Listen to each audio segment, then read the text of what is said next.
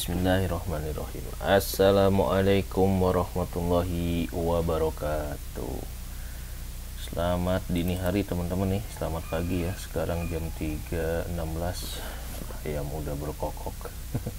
Tanggal 30 Mei, sell in May and go away gitu ya. Periode musim bagi-bagi dividen ini udah mulai berakhir. Dan kita akan lihat gimana suasana kebatinan kita, apakah mental kita masih waras. Nah, ini suasana di akhir Mei ini seru banget ya, karena saham-saham blue chip ini ternyata pada turun nih, anjlok semua ya. Telkom anjlok, Astra Asi ya ini anjlok, kemudian perbankan juga, Mandiri, BRI juga anjlok. Nah, sementara yang jadi ganjilnya karena kemarin si Brand itu kena suspend dan sekarang udah kena FCA gitu ya. Jadi yang menopang IHSG yang jadi ganjil adalah si Aman Mineral ini ya. Brand dan Aman, yang brandnya ini turun, Amannya yang dinaikin.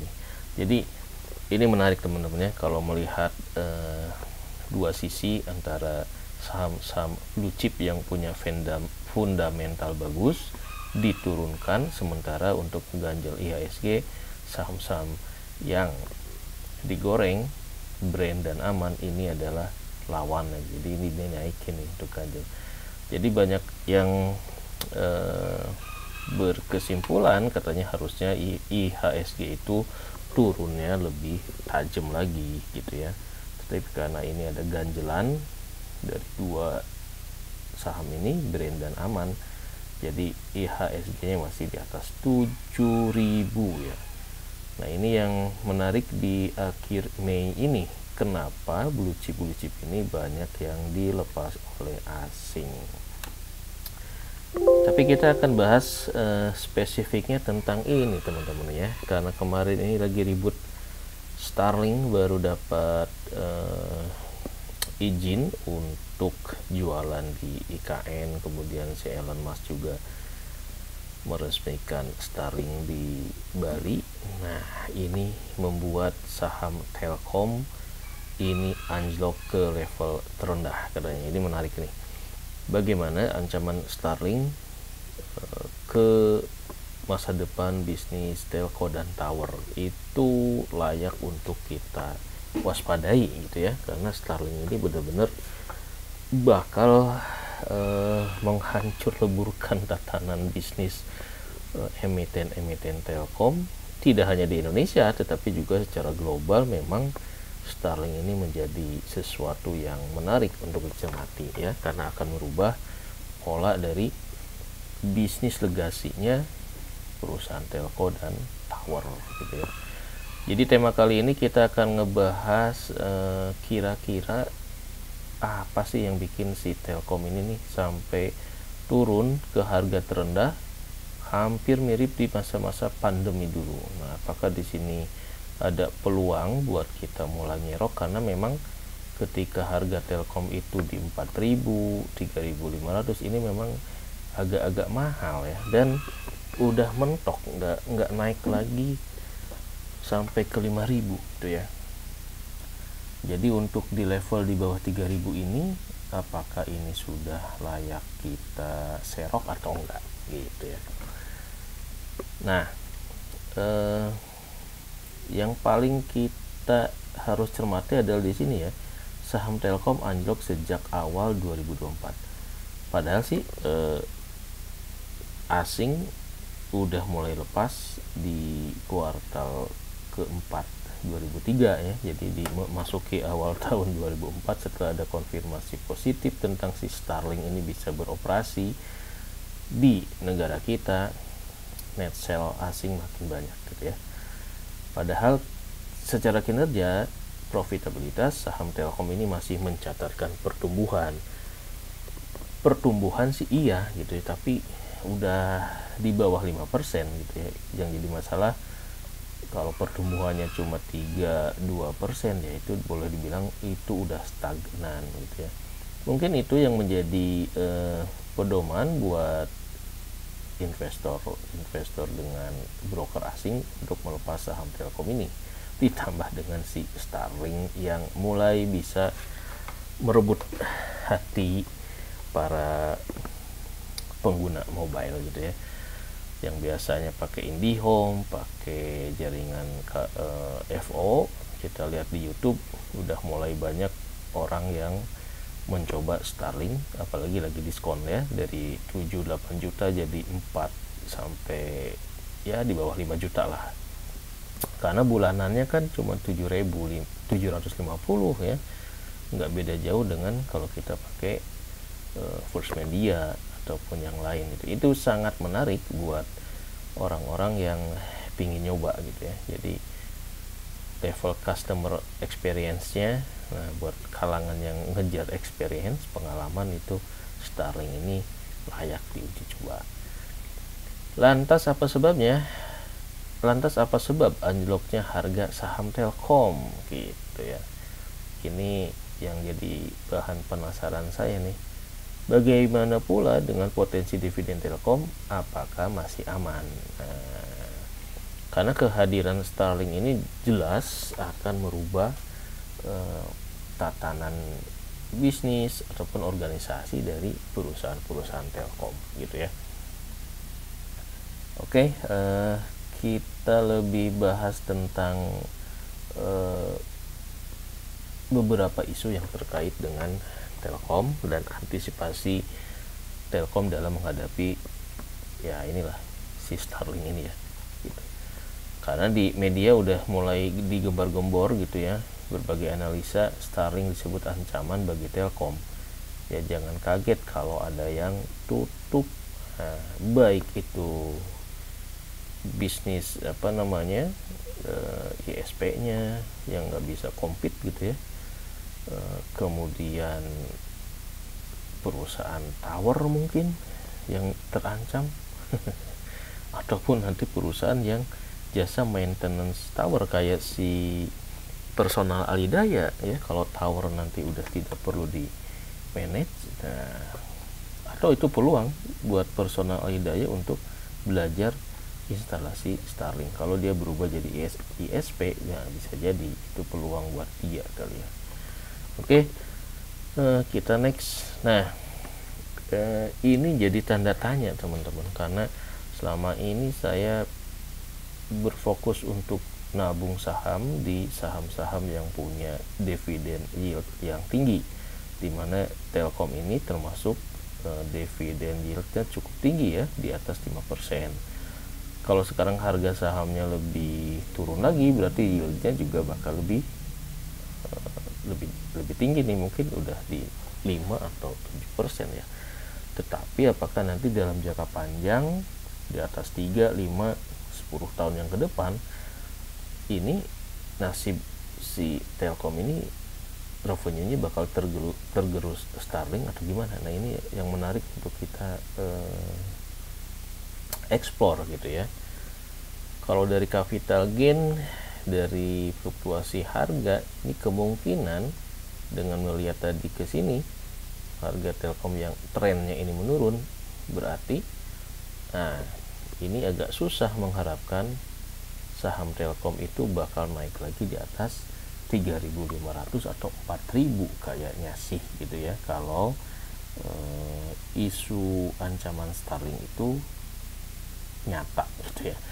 Karena selama ini narasi yang digembar-gembarkan oleh di media, Starlink itu adalah untuk daerah tertinggal lah ya, untuk daerah yang belum ada akses selulernya. Tetapi jangan salah, Elon Musk tentu tidak bodoh, dia tidak nyasar daerah tertinggal, yang dia sasar adalah justru kue market residensial di perkotaan gitu ya, yang akan dia sasar. Potensinya gede gitu. Nah, dari sisi ini peningkatan harga saham atau capital gain-nya dengan adanya Starlink, faktanya adalah asing banyak melakukan net sell sehingga harga trennya turun terus. Nah, ini yang jadi catatan kita, apakah di harga 2000 berapa tadi, 2800 ya, 2800 ini kita udah aman untuk masuk ke nabung saham di Telkom ini. Ataupun kalau kita mau nabung saham, mau all in ataupun bagaimana ya gitu, karena ancaman kedepannya ini sangat-sangat menarik untuk kita cermati gitu.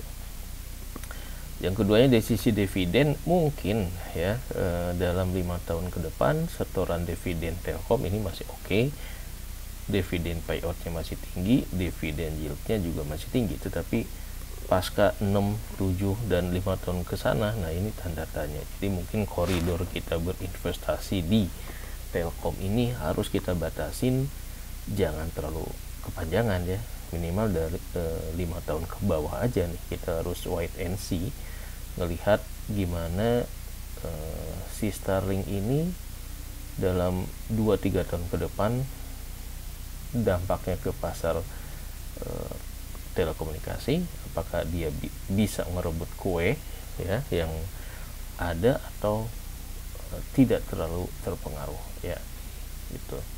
Nah, jadi nanti yang isu yang harus kita ekspor adalah di sini teman-teman ya, ada ancaman Starlink, kemudian bagaimana nasib investasi Telkom di Goto juga ini menarik karena ini bakal mempengaruhi dari bottom line-nya, dari sisi net income-nya. Kemudian dari strategi Telkom, strategi transformasi dia untuk menghadapi perubahan disrupsi yang melanda dunia telco. Nah, ini menarik untuk kita cermati. Ada strategi 5 bold move ya, 5 strategi transformasi Telkom yang kayaknya ini merupakan jawaban dari adanya fenomena si Starlink ini. Jadi isu Starlink ini tentu udah diantisipasi oleh manajemen Telkom, makanya keluarlah strategi ini ya. Nah, kemudian dari sisi portfolionya yang harus kita waspadai adalah tren saham yang turun terus menerus. Nah, jangan sampai kita average down terus menerus ya, sementara gara-gara si Starlink tren dari sahamnya juga turun terus. Nah, kapan kita harus akuisisi atau waktu yang tepat untuk kita beli saham itu? Nanti ujung-ujungnya apakah Telkom ini layak untuk dijadikan nabung saham, karena ada dari sisi growth-nya, berarti dia tanda tanya ya, tren growth-nya itu cenderung stagnan gitu dari sisi revenue ataupun dari sisi net income-nya gitu ya. Tidak ada pertumbuhan yang besar gitu dari sisi growth-nya, sehingga kita harus hati-hati kalau mau nabung saham di saham Telkom ini ya. Tapi kalau untuk gajian dividen, kita ngejar jadi dividen hunter dalam koridor 5 tahun, mungkin ini masih menarik lah gitu ya. Oke, jadi ada 3 yang harus kita ekspor: strategi Telkom untuk bertransformasi, kemudian kita wait and see juga tentang Starlink ini mau kemana nih ya arahnya untuk 2-3 tahun ke depan, dan juga kita lihat bagaimana nanti GoTo dalam mempengaruhi kinerja si Telkom. Nah, banyak sekali fear ya, sebetulnya bukan fear sih, tapi ini ada realita bahwa Telkom dihadapkan oleh ancaman yang semakin nyata karena Starlink udah dapat izin untuk beroperasi di Indonesia. Nah, kita lihat ini ya teman-teman ya, dalam 52 minggu ya, posisi harga tertinggi di 4.240 dan terendah 2.700. Nah, kemarin di 2.800, berarti sekarang adalah posisi terendahnya si Telkom ini ya, hampir sama dengan posisi saat pandemi. Nah, ini apakah jadi peluang untuk kita mulai selektif ya, selektif ya, secara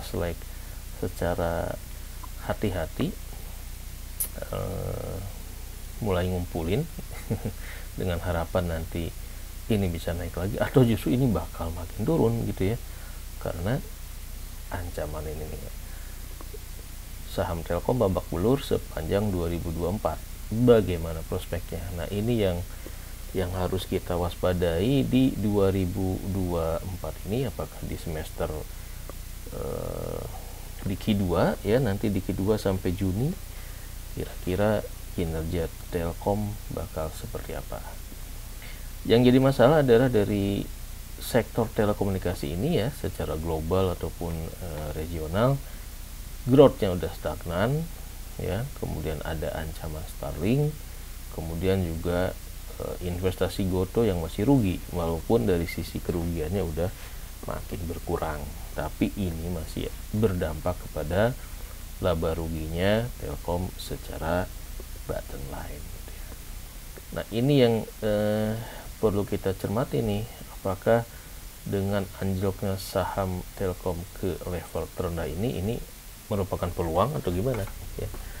Ini saya juga agak hati-hati melihat tren Telkom ini, karena agak hype juga gitu ya, di medsos orang mulai tertarik dengan si Starlink ini, terutama untuk di daerah-daerah yang memang belum terjangkau ataupun sinyalnya katakanlah di daerah wisata yang di pegunungan gitu ya, mau camping sinyalnya lelet. Nah, kalau itu Starlink udah masuk, berarti kan wassalam, pangsa pasar di situ udah dijajah sama Starlink gitu. BTS yang dibangun di tempat wisata itu bakal nggak efektif gitu, kalah saing dengan si Starlink yang speednya gede, kemudian juga cukup bayar 7.750 per bulan. Katakanlah yang misalkan camping ke Pepandayan, camping ke mana tuh, Gunung Gede, kalau di sana udah ada yang mau pasang Starlink pakai panel surya, wassalam deh. Orang bakal lebih milih akses pakai Starlink di puncak gunung ataupun daerah-daerah yang selama ini jadi target wisata gitu ya. Karena jangan jauh-jauh, saya ke daerah Puncak 2 aja sinyal itu ngilang gitu ya, daerah Curug apa tuh, Cipaminggis atau apa, padahal itu ada di area area yang nggak jauh dari ibu kota gitu. Oke, itu kira-kira tantangan yang dihadapi oleh Telkom dan emiten telekomunikasi lainnya, bagaimana dihadapkan dengan growth yang stagnan, ancaman Starlink, dan investasi Goto khusus untuk si Telkom. Nah, ini kondisi di akhir Mei ya, blue chip pada turun, tapi masih tertahan indeks harga saham gabungannya oleh brand dan aman gitu. Kalau IHSG-nya makin anjlok, nggak ngerti deh nih, apakah blue chip ini bakal ikut anjlok lagi atau ini udah mentok gitu. Karena tidak ada momentum lagi untuk blue chip ini bisa tertahan ya. Dividen udah pada declare, udah pada bayar, dan ya tinggal nunggu nanti Q2 aja, mungkin kinerjanya pernah naik atau enggak, baru mungkin harganya recovery. Nah, kalau kita lihat dari kinerja Q1 2024, kita lihat juga laba bersih Telkom turun gitu ya. Jadi dari sisi growth-nya ini emang agak udah mentok gitu ya. Nih, kita lihat dari financial performance-nya, dari laporan public exposure-nya si Telkom, laba bersih Telkom turun 5,7 di kuartal 1 2024 dibandingkan dengan kuartal 1 2003. Nah, ini. Hal tersebut terjadi karena meningkatnya beberapa pos beban dan kerugian atas investasi yang belum terrealisasi, yaitu pada GoTo ya, dari periode Januari sampai Maret. Nah, ini yang isu yang bikin sentimen Telkom ini memang sentimen negatif gitu ya. ARPU Telkomsel dan ARPU IndiHome itu melandai. Artinya tidak ada pertumbuhan yang signifikan.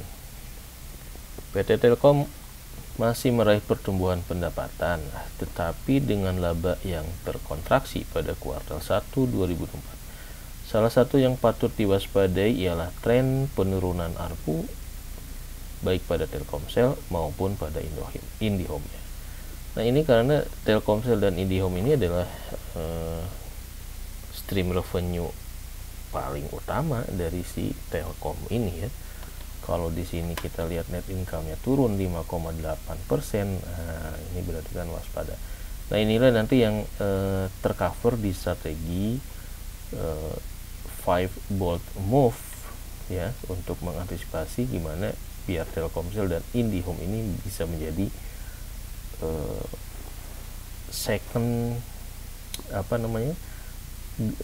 grafik kurva S kedua buat Telkom agar ada kenaikan. Sekarang kurva S dia lagi turun, maka Telkom harus menciptakan kurva S yang kedua biar revenue-nya naik lagi, kira-kira begitu ya.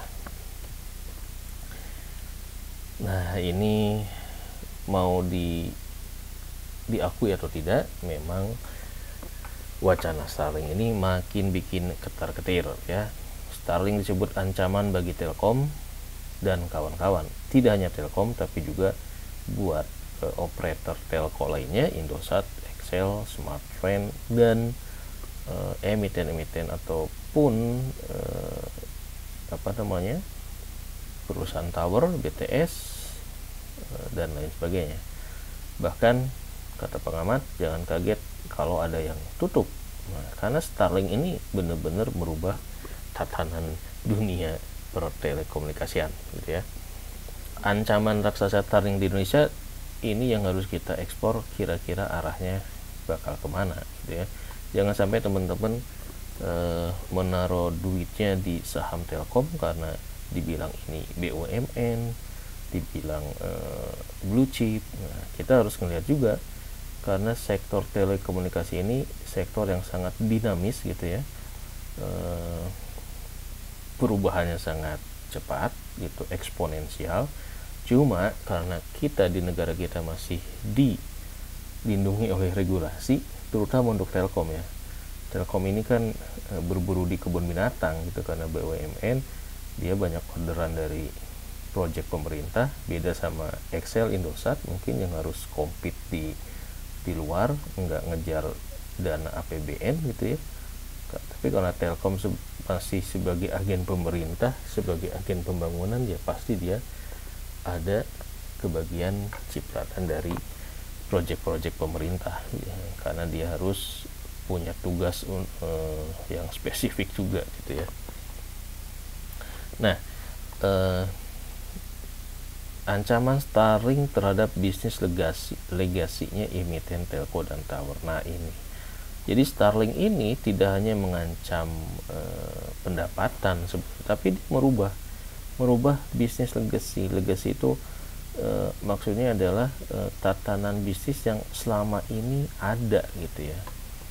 Ini bakal dirombak. Ya mirip kayak Gojek merombak tatanan transportasi.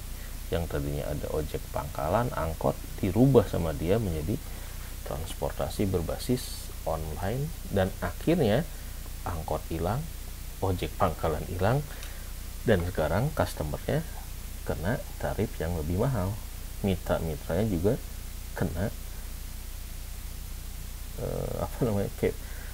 KPI-nya gitu ya, performa si mitra ojek online juga makin dituntut buat jadi ya kerja rodi lah gitu, karena yang dilawan dia kan algoritma. Kalau dikasih bintang bintang 1 dikit oleh customer langsung kena suspend.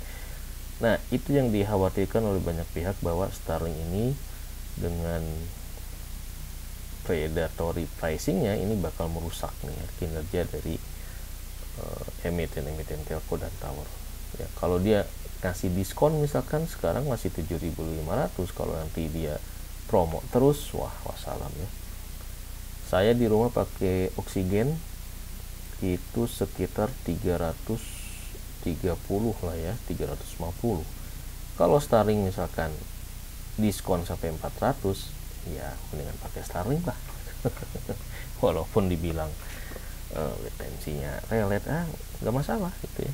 Yang penting kita bisa ngerasain pengalaman untuk pakai Starlink gitu.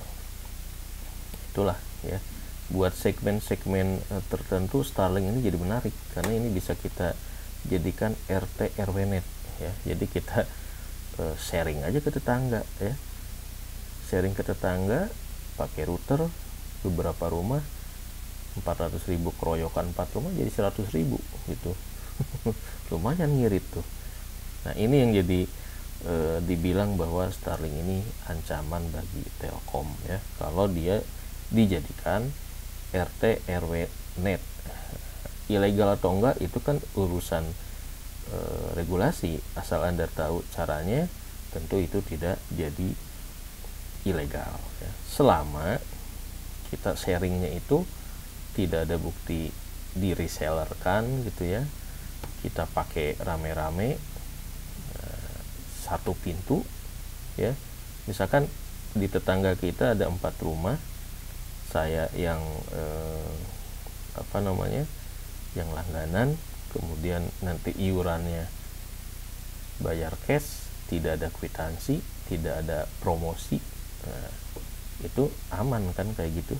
Nah, ini yang jadi ancaman Starlink ini kepada bisnis Telkom dan kawan-kawan ya, karena disinyalir bisa menyuburkan RT RW net ilegal gitu ya. Ilegal dalam arti kalau yang ilegal secara undang-undang kan itu kalau dia bukan ISP tapi ngejual ya.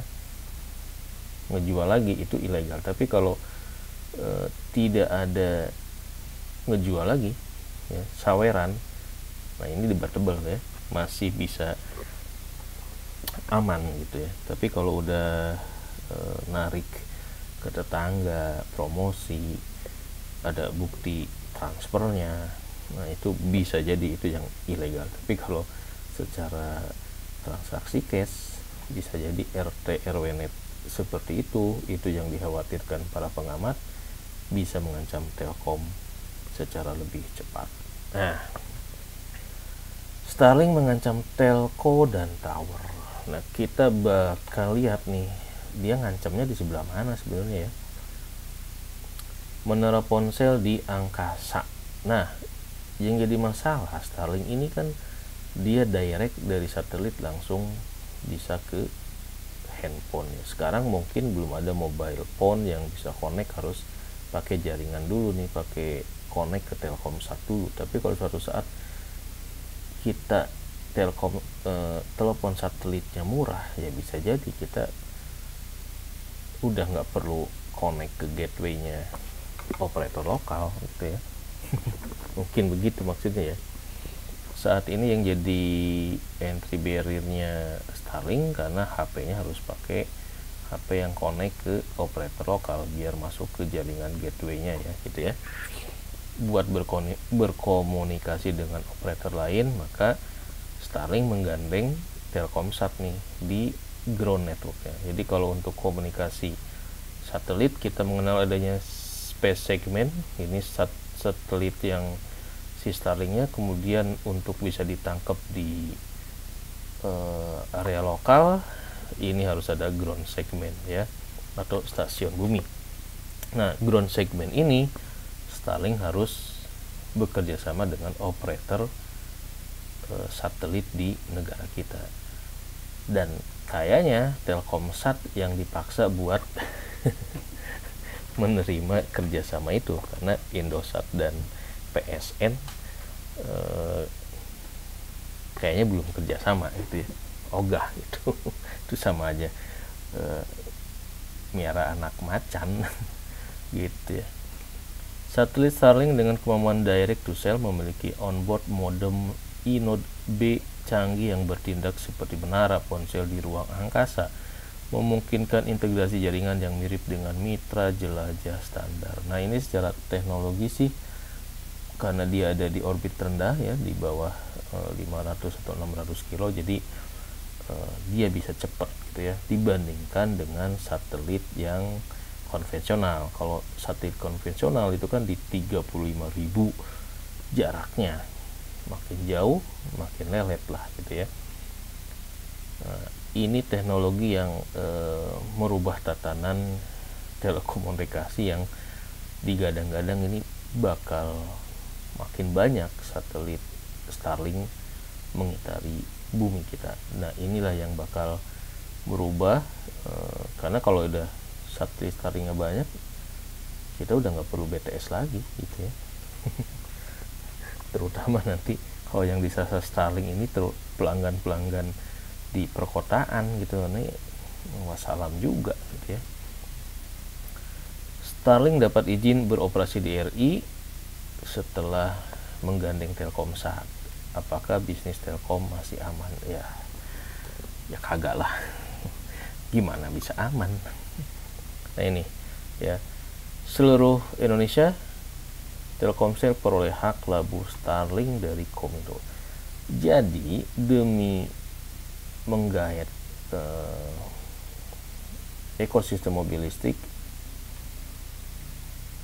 bisnis telekomunikasi yang jadi korban gitu ya, dimana diharapkan si Elon Musk ini berinvestasi di energi mobil listrik gitu ya, dengan ekosistemnya, tetapi nampak-nampaknya dia malah jualan Starlink gitu ya.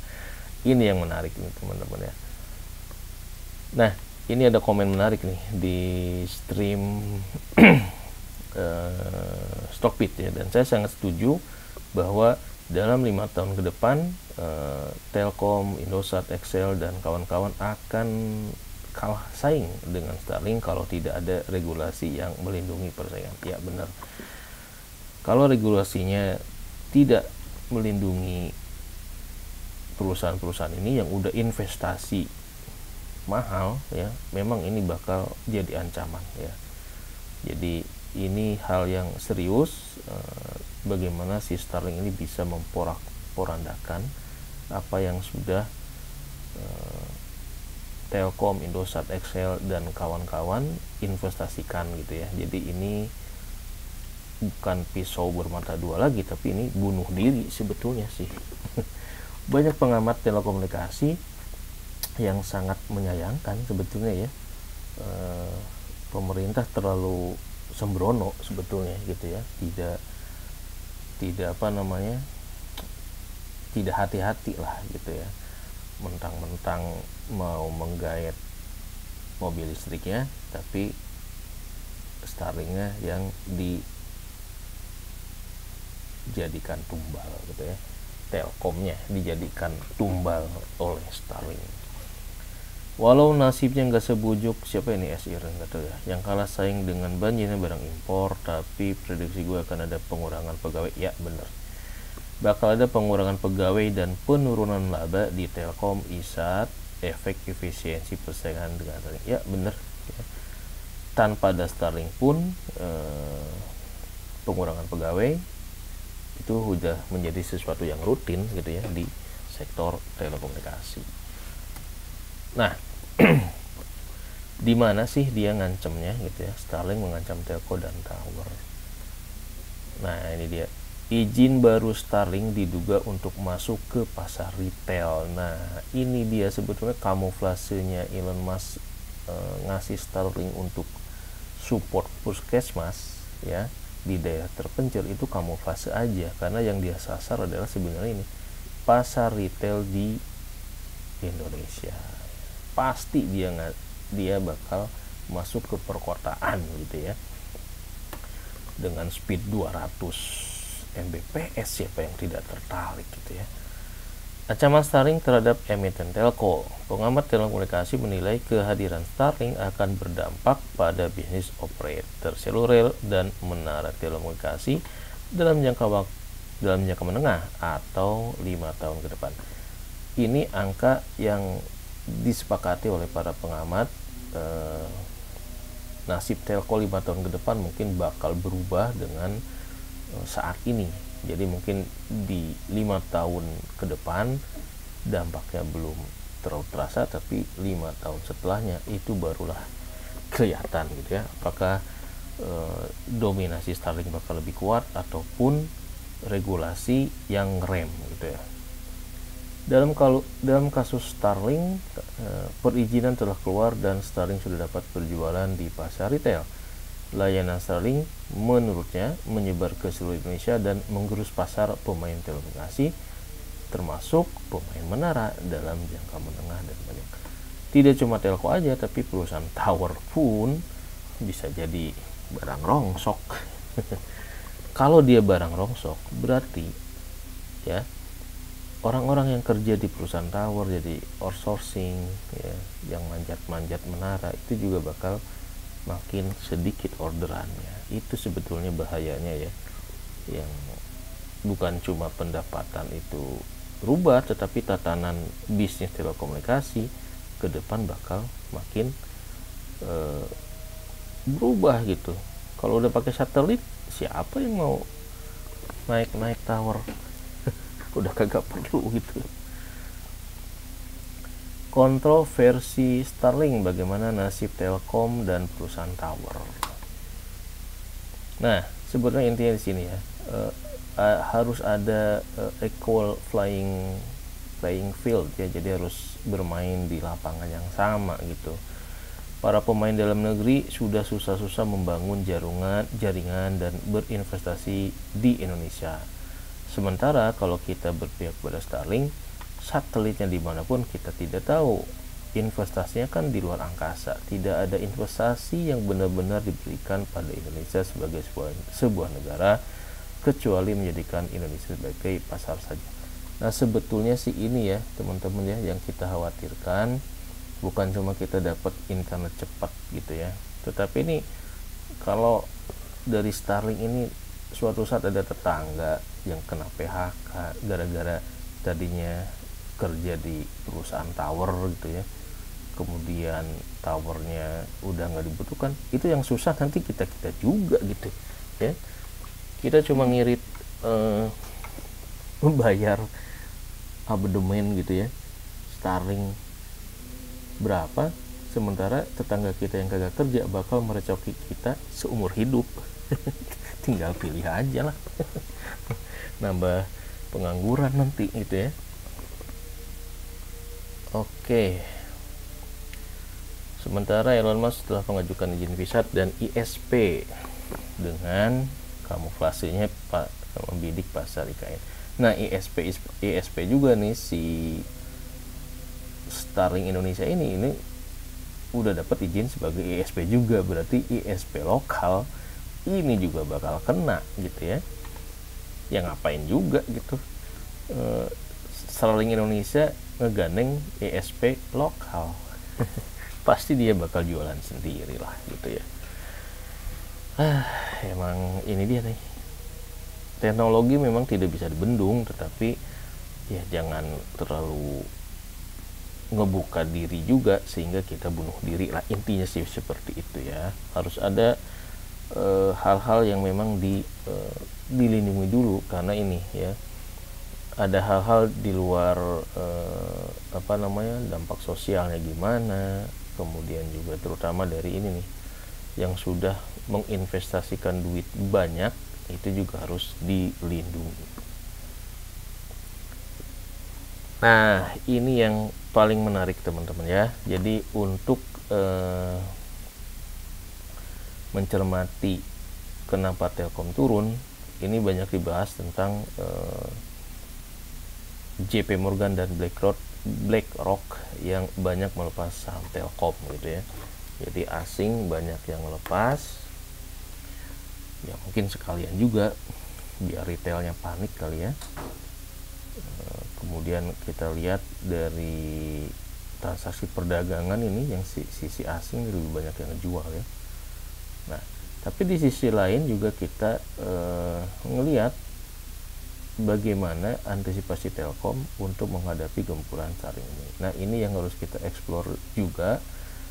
Telkom punya strategi transformasi yang disebut sebagai 5 bold move ya. Jadi gimana strategi mereka untuk tetap menciptakan pertumbuhan dan menciptakan value creation. Ini yang harus teman-teman eksplor kalau mau ngehold saham Telkom dalam jangka waktu yang panjang. Harus bisa mencermati nih ya langkah-langkah strategis dari si Telkom Group ini di bidang digital connectivity-nya gimana, digital platform gimana, dan digital service gimana, biar nanti kita tahu nih bener nggak nih si Starlink ini bisa ngancam di sektor mana aja, tapi mungkin Telkom bisa menumbuhkan stream revenue baru di sektor 3 sektor andalan dia gitu ya, dengan 5 strategi transformasi ini. Nah, ini saya sendiri belum eksplor banyak di paparan manajemennya, baik di annual report ataupun laporan tahunan, tapi baru sekilas ngebaca bahwa nampaknya Telkom udah antisipasi dengan mau unlocking dari unit-unit bisnisnya. Jadi kemarin udah launch pelepasan IndiHome ke Telkomsel ya. Mungkin ini juga suatu saat bakal IPO kali ya, sebagaimana si Mitratel gitu ya. Nah, ini ada FNC, ada Infraco, Fiber, ini juga bakal dijadikan unit usaha tersendiri ya. Kemudian data center juga bakal dijadikan unit usaha sendiri, digital service-nya juga ya.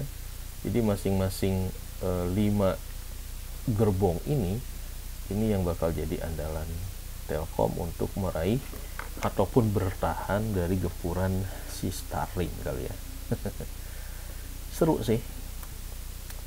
Nah, buat teman-teman yang tertarik untuk menerawang bisnis telco ke depan, ini ada 2 bahasan yang menarik ya, tentang megatrend disruption ya di bisnis telco. Ini ada bahasan yang menarik dari Pak Arif Mustain, bagaimana dampak Starlink ke depan yang bisa ngerubah masa depan bisnis telco. Ini bisa jadi fondasi buat kita apakah mau bertahan jor-joran di Telkom atau secara selektif dengan kewaspadaan yang penuh kalau kita pegang saham Telkom ataupun emiten telco lainnya gitu ya. Ini apa nih? Telekomunikasi post strategi Januari 22 Kementerian ini izin Starlink mendarat di Grand Stationnya ya, di stasiun buminya melalui Telkomsat. Tetap aja ini baru sebagian yang kita lakukan untuk DYOR terkait saham Telkom ini ya, biar kita tidak spekulasi. Kalau untuk pengenalan tentang Telkom Group mungkin sudah banyak bahasan ya. Pemerintah masih pegang 52%, publik 47%, dan 47% ini mayoritas dimiliki oleh asing ya. Tetapi sekarang asingnya pada ngejual. Ini secara bisnis segmen Telkom ada 4 ya, ada mobile, consumer ya, nggak jelas, ada 4 bisnis segmen lah gitu ya. Nah, nanti 4 bisnis segmen ini yang menarik untuk kita cermati ya. Ini kayaknya yang lama nih, IndiHome harusnya udah masuk ke Telkomsel ya. Jadi nanti masing-masing segmen ini yang bakal di unlocking itu ya, dipecah gitu ya. dipecah satu persatu biar mereka bisa mandiri dan bisa beradaptasi dengan tantangan bisnis telco ke depan. Nah, ini paparan dari public expose di tahun lalu bahwa kenapa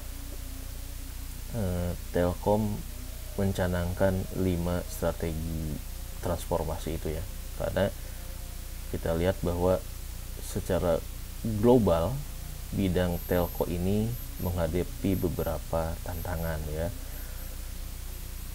negatif headwind. Nah, ini penurunan di beberapa item ya, ini nggak kebaca nih ya. Kemudian juga revenue growth-nya stagnan, tapi di sisi lain investasi CAPEX naik ya. Investasi CAPEX naik, revenue-nya stagnan, gimana kagak ditinggalin asing gitu ya. Return on investment capital juga turun. Return on invested capital kalau nggak salah. Jadi kita investasikan berapa, return berapa, nah itulah si ROIC ini. Investasi naik tapi return dari investasi yang dilakukan ini malah turun ya. EBITDA juga turun, kemudian juga ini share of market by company. Nah, artinya ini beberapa item yang memang membuat sektor telekomunikasi ini ya, jadi kurang menarik karena pertumbuhannya justru menurun. Ini ya yang dihadapi oleh Telkom terutama dan dunia telco pada khususnya gitu ya. Nah, untuk mengantisipasi ancaman-ancaman itu, ini menarik teman-teman ya, dari direksi tren industri telco global yang melambat itu sudah diantisipasi oleh Telkom dengan mencanangkan 5 strategi untuk menjadi perusahaan kelas dunia. Ujung-ujungnya 5 strategi ini tentu untuk value creation ya. Transformasi Telkom melalui 5 bold move gitu, mencanangkan 5 strategi besar yang dikenal dengan 5 bold move untuk menjadi perusahaan industri telekomunikasi kelas dunia. Nah, kelima strategi besar ini dilakukan dengan melakukan investasi pada infrastruktur telekomunikasi dan platform digital secara berimbang untuk meningkatkan valuasi dan laba perusahaan. Nah, ini adalah 5 langkah yang mungkin dalam 5 tahun ke depan akan si Telkom lakukan ya, untuk mengantisipasi ini pertumbuhan telco yang melambat gitu ya. Nah, pada prinsipnya strategi tersebut merupakan upaya perusahaan untuk menciptakan sumber-sumber pertumbuhan baru ya. Nah, karena tadi growth-nya udah lambat, maka dicarilah sumber pertumbuhan baru.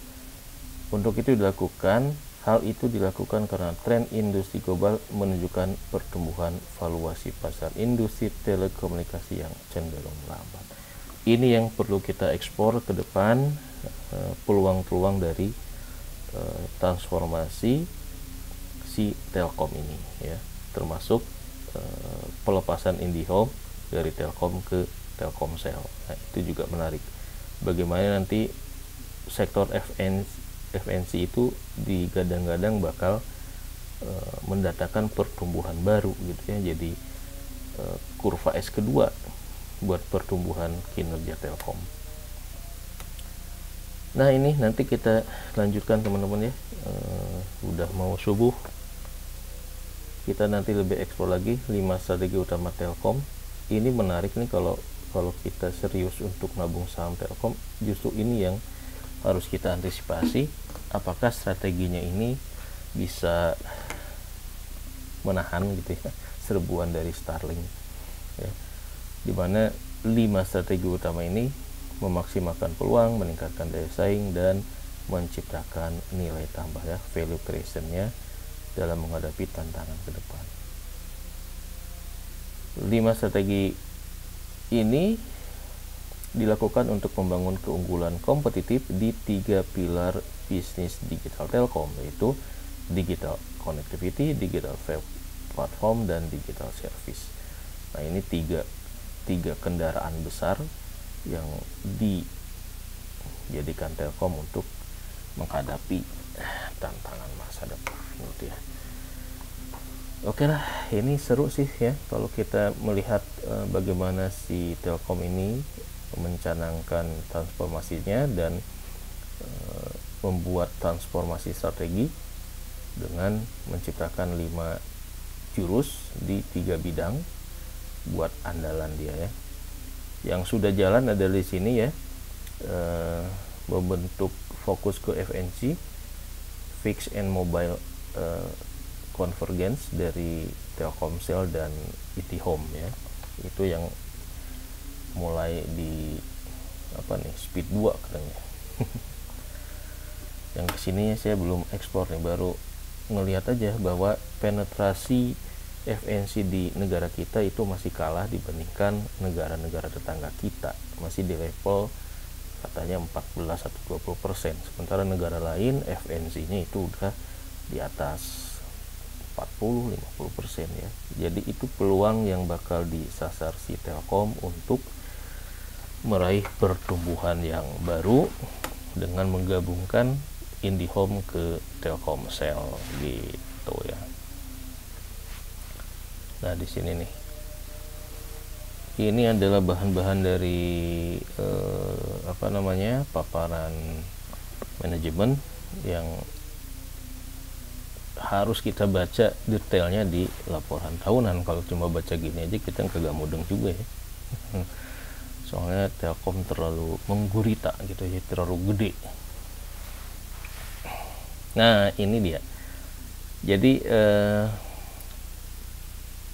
value creation framework dari Telkom itu ternyata sudah dicanangkan dari jauh-jauh hari ya.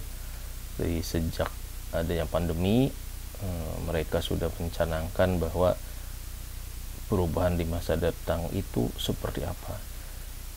2020-2021 itu masanya forming fundamental ya, macamnya menanam kali ya. Kemudian 2002 dia mulai investasi buat masa depan. Di 2003 nya mulai memanen nih, harusnya di 2004 ya di sini. Nah, ini tahapan-tahapan yang manajemen Telkom canangkan ya. Kita bisa nanti cross check mana yang sudah tercapai, mana yang masih planning gitu ya. Apakah on the track atau enggak gitu. Ini juga perlu kita explore. Nah, salah satu yang digadang-gadang bakal meningkat juga bisnis data center nih ya. Dimana data center ini diharapkan nih punya growth di atas 33% sampai tahun 2031. Ini juga menarik nih teman-teman. Kalau ini ya, ini cuma kondisi existing dari sisi consumersnya ya, pelanggan IndiHome, pelanggan Telkomsel sekian, dari sisi enterprise sekian. Ini yang menjadi 3 bidang yang Telkom garap lah gitu ya. Dari sisi kinerja nanti kita bahas lagi teman-teman ya, karena kita bahas dari sisi Starlink dan strategi Telkom dulu, karena untuk sisi revenue mungkin harus agak diekspor lebih lanjut lagi ya, saya belum lihat detailnya. Yang jelas di Q1 2024 laba bersih Telkom ini turun ya. Kita lihat nih revenue-nya dari 37, growth-nya cuma 3,7% ya. Tetapi kalau dari sisi net income ini dari 17 ke 16 agak turun ya, 5,8%. Kira-kira begitu nih, banyak banget karena saking gedenya Telkom, jadi banyak yang harus kita ekspor nih. Termasuk dari data internet IT service seperti apa, dari IndiHome seperti apa gitu ya. Ini apa nih, 2000 Q1 37, revenue-nya 37 di Q1 ini detail ya, dari revenue total Telkomsel yang 37,4 ini berasal dari data internet IT service sekian, IndiHome sekian, interkoneksi sekian ya. Jadi paling gede dari sini ya, dari data, internet, dan IT service. Ini dari Telkomsel. Oke, ini adalah pelanggan Telkomsel. IndiHome cuma 10 juta ya. 10 juta pelanggan. Nah, IndiHome ini kan identik dengan rumah gitu. Berarti cuma baru ada 10 juta rumah tangga yang langganan. Sementara dari populasi rumah tangga di Indonesia masih banyak. Nah, itu yang disasar dari strategi penggabungan IndiHome dengan Telkomsel. Pelanggan mobile data user 130 juta.